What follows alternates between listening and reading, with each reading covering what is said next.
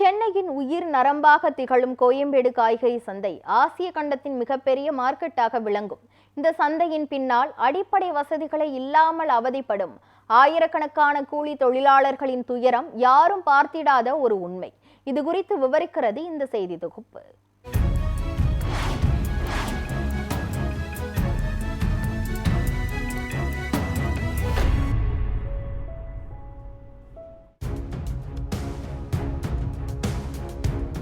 ஆயிரத்து 1996 அமைக்கப்பட்ட மாபெரும் சந்தைக்கு தினமும் கேரளா, ஆந்திரா, கர்நாடகா, உத்தரப்பிரதேசம், ஜார்க்கண்ட் உள்ளிட்ட பல மாநிலங்களிலிருந்து 5000த்திற்கும் மேற்பட்ட லாரிகள் வந்து இறங்குகின்றன.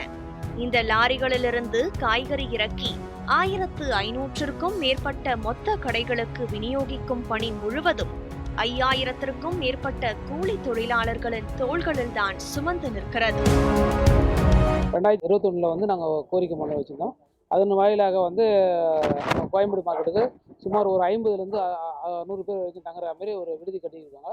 அது இலவசமாக கேட்டோம். ஆனால் இன்னைக்கு 12 மணி நேரத்துக்கு 70 ரூபாலேருந்து 80 ரூபா வசூல் பண்ணுறாங்க. பூசந்தை, பழசந்தை, வணிக சந்தை என கோயம்பேடு முழுவதும் சேர்த்தால் 10,000த்திற்கும் அதிகமான கூலி தொழிலாளர்கள் இந்த பகுதியில் தினம்தோறும் உழைக்கின்றனர். இவர்களில் பலர் தமிழ்நாடு மட்டுமல்லாமல் கர்நாடகா, ஆந்திரா, ஒடிசா, வட மாநிலங்கள் என பல இடங்களிலிருந்து வந்து வேலை செய்பவர்கள். 24 மணி நேரமும் லாரிகள் வரும் இந்த சந்தையில் அவர்கள் ஓய்வறியாத உழைப்பே இவர்களின் உயிர் மூச்சாக உள்ளது. 20 வருஷமா பண்ணிட்டு இருக்கோம் சார். அப்படியே தூக்குவாங்க, வேலையை பார்த்துட்டு அப்படியே படுத்துக்குவோம் சார். இது நம்ம கடை தான், நம்ம வேலை செய்கிற கடை தான், அதனால இங்கேயே படுத்துக்குவோம். ஆனால் இத்தனை பேரின் வாழ்க்கையை தாங்கும் இந்த சந்தையில் கூட தொழிலாளர்களுக்கென ஒரு சரியான ஓய்வறை, தங்குமிடம், சுத்தமான உணவு, சுத்தமான கழிப்பிடம் கூட இல்லை என்பதே மிகப்பெரிய சோகம். இங்கே தூங்குறது பழகி போச்சு சார். இருந்துதான் ஆகணும். ஃபேமிலி ஊரில் இருக்குது, இங்கே தான் இருக்கணும். அப்படிங்கும்போது இருந்துச்சு. குளிக்க போக சௌகரியம் பத்தலை. முன்னாடியே இப்போ காசு வாங்கிட்டு குளிக்க இருந்தாங்க. இப்போ தண்ணி வர மாட்டேங்குது, சுத்தபத்தம் இல்லை. பல ஆண்டுகளாக தொழிலாளர்கள், வியாபாரிகள் தொடர்ந்து கோரிக்கை வைத்த பிறகே கடந்த அரசு காலத்தில் நிதி ஒதுக்கப்பட்டு ஓய்வு விடுதி கட்டப்பட்டது. ஆனால் இலவசம் என்று அறிவிக்கப்பட்ட அறைகளுக்கே 12 மணி நேரத்திற்கு 20 ரூபாய் முதல் 80 ரூபாய் வரை வசூலிக்கப்படுவதால் தொழிலாளர்கள் அந்த அறையை பயன்படுத்த முடியாத நிலை ஏற்பட்டுள்ளது. ஒரு கூலி தொழிலாளரின் தின வருமானம் 300 முதல் 500 ரூபாய்தான். அதில் 80 ரூபாயை தங்குவதற்காக கொடுத்துவிட்டால் எங்கள் வாழ்வாதாரம் எப்படி சாத்தியமாகும் என்று அவர்கள் கேள்வி எழுப்புகின்றனர். இல்லை, தூங்குறது இல்லை. இங்கே கடைக்காட்டில் படுத்துக்குவோம். கடையில் வேலை செய்கிறவங்க, வெளில வேலை செய்கிறவங்க அவங்க 10 பேர் 5 பேர் ரூம் எடுத்துக்குவாங்க. நாங்கள் ஒரு 60 பேர் வேலை செய்கிறோம். எனவே ஆயிரக்கணக்கான தொழிலாளர்கள் கடைகளின் முன்புறம் வெப்பமடிக்கும் கான்கிரீட் தரையில், லாரிகளில் அல்லது காலியான இடங்களில் மழையிலும் வெயிலிலும் அப்படியே உறங்கி வாழ்வை தள்ளி வருகின்றனர். கோயம்பேடு சந்தையில் தினமும் பணிபுரியும் 5000 தொழிலாளர்களில் 4000 பேர் தங்கள் வீட்டிற்கு செல்பவர்கள். ஆனால் 1000த்திற்கும் மேற்பட்டோர் கோயம்பேடே தங்களின் வீடாகி இருப்பதால் அவர்கள் முழுமையாக இந்த சந்தையில் தங்கியே வாழ்கின்றனர். சந்தை முழுவதும் தனியார் ஹோட்டல் மட்டுமே இயங்குவதால் தொழிலாளர்களுக்கு மலிவான, சத்தான உணவு கிடைப்பது அரிதாகவே உள்ளது.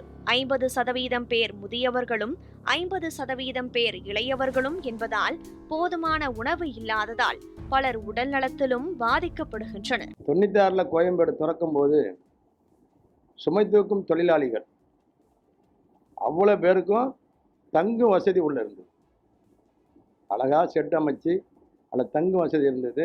மூட்டையை தூக்குவாங்க, 1 மணிக்கு வேலை முடியும், சாப்பிடுவாங்க, அதை ஓய்வு எடுப்பாங்க. அதை ஓய்வு எடுக்கும்போது அவங்களுக்கு அந்த ஒரு பாக்ஸ் மாதிரி வச்சு அதிலே தங்குற அவங்க துணிமணியெல்லாம் வைக்கக்கூடிய அளவுக்கு இருந்தது. இன்னைக்கு அந்த கூலி தொழிலாளிகளுக்கு எந்த வசதியும் இல்லை. பல நாள் போராடி இன்னைக்கு அங்கே அப்போலோ மருத்துவமனை அரசு இணைஞ்சு பணியாற்றக்கூடிய அளவுக்கு அந்த இடத்துல வந்திருக்கு.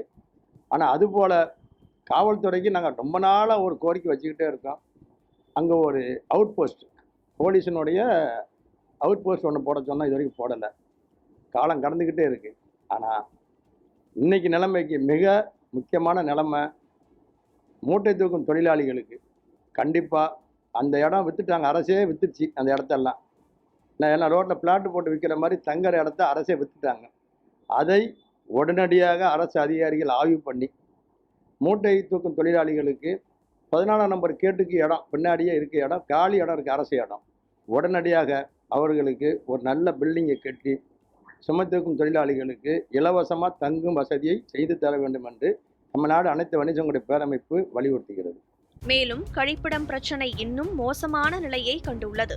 1996ஆம் ஆண்டு 60க்கும் மேற்பட்ட பொது கழிப்பிடங்கள் அமைக்கப்பட்டிருந்தாலும் பெரும்பாலானவை பூட்டியே இருக்கும் நிலையில் திறந்திருப்பவைகளில் நீர் வசதி கூட இல்லாததால் மக்கள் தொழிலாளிகளுக்கு பெரும் சவாலாக உள்ளது. மேலும் சுத்தம் செய்யப்படாததால் பயன்படுத்த முடியாத நிலையிலும் உள்ளது. ஏராளமான வருவாய் ஈட்டும் கோயம்பேடு சந்தைக்கு CMDA ஆண்டுதோறும் கோடிக்கணக்கில் நிதி ஒதுக்கினாலும் கூலி தொழிலாளர்களுக்கான தங்குமிடம், உணவகம், கழிப்பிடம் போன்ற அடிப்படை வசதிகள் வழங்கப்படாதது ஏன் என்று தொழிலாளர்களும் கடை உரிமையாளர்களும் கேள்வி எழுப்புகின்றனர். 10,000க்கும் மேற்பட்ட குடும்பங்கள் இந்த கோயம்பேடு காய்கறி சந்தை தான் நம்பி வாழ்ந்து வருவதாகவும், குறிப்பாக இந்த மூட்டை தூக்கும் தொழிலாளிகளுக்கு முறையான உணவு மற்றும் விடுதி வசதிகளை ஏற்படுத்தி தர வேண்டும் என கடந்த 10 வருடங்களுக்கு மேலாக கோரிக்கை வைத்தும் அரசு எந்த ஒரு நடவடிக்கையுமே எடுக்கவில்லை என ஒரு குற்றமும் சாட்டுகின்றனர். குறிப்பாக இரவு நேரங்களில் பார்த்தோம் என்றால் சாலையில் உறங்கும் பொழுது எங்களுக்கு இந்த கொசு தொல்லை அதிகரித்து வருவதாகவும், மேலும் எங்களுக்கு முறையான பாதுகாப்பு வசதி இல்லை என